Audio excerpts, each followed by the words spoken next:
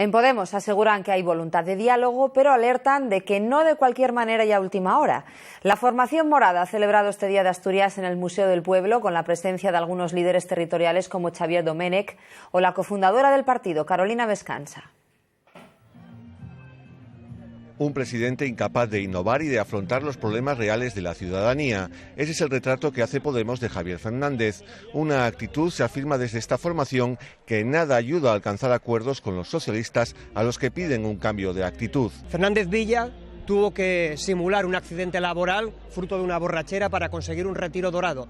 La FSA no va a poder simular nada porque está Podemos de frente escrutando lo que está haciendo, no le va a servir las excusas que funcionaban otros años, se va a tener que poner manos a la obra y es ahí donde podemos encontrar espacios de entendimiento. Un diagnóstico político compartido desde la cúpula nacional de Podemos. Carolina Vescansa deja también un mensaje a Pedro Sánchez aprovechando la presencia del líder socialista en la escuela de verano de UGT.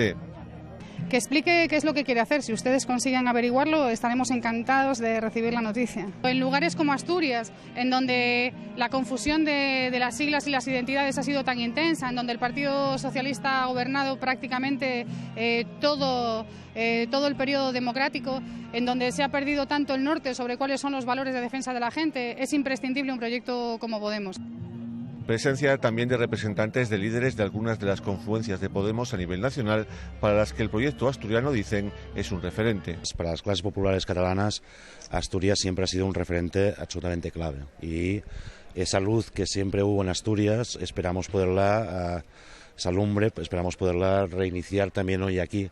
Al margen de valoraciones políticas, el ambiente festivo ha marcado la jornada en el Museo del Pueblo de Asturias.